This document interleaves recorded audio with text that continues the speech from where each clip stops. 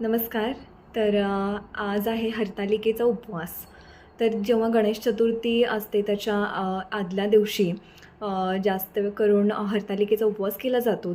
हा उपवास खूप कडक आहे. दिवसामध्ये फक्त एकदाच फळाहार घेतला जातो आणि अजिबात पाणीसुद्धा घेतलं जात नाही. आता तुम्हाला कारण समजलंच असेल की पार्वतीचं लग्न जे आहे ते ठरवलं होतं त्यांच्या पिता म्हणजे वडिलांनी आणि ते मान्य नव्हतं पार्वतीला. त्यानंतर त्याची सखी आली आणि हिमालयामध्ये किंवा अशा एकांतात घेऊन गेले आणि त्यांनी तपश्चर्या केली, इथे पिंड बनवली आणि शिवाची जी आहे त्यांनी काय केली, तपस्या केली. मग ते प्रसन्न होऊन त्यांना भेटले आणि त्यानंतर मग जे अनमॅरिड लोक आहेत तर हे लोक म्हणजे उपवास करतात का, तर चांगला वर मिळावा याच्यासाठी.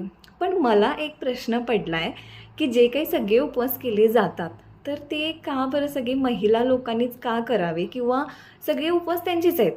वड पौर्णिमा असेल किंवा सगळे आपण म्हटले आज आता हरतालिकेचा उपवास आहे तर चांगला नवरा मिळवण्यासाठी, किंवा जे मॅरिड लोक आहेत तर दीर्घायुष्यासाठी, असे बरेच काही म्हणजे काय आहेत की उपवास आहेत.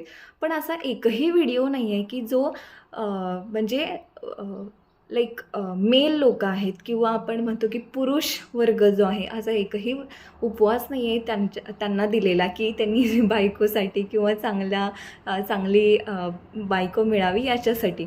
असं का बरं असेल? तुम्हाला काही माहिती आहे का? तर मला प्लीज कमेंटमध्ये सांगा, का तर मी याचं उत्तर जे आहे ते सगळ्यांना सांगू शकते. मला दरवेळी हा प्रश्न पडतो, सगळे उपवास जे आहेत ते फक्त आणि फक्त महिलांनी आणि मुलींनीच का करायचे आहे.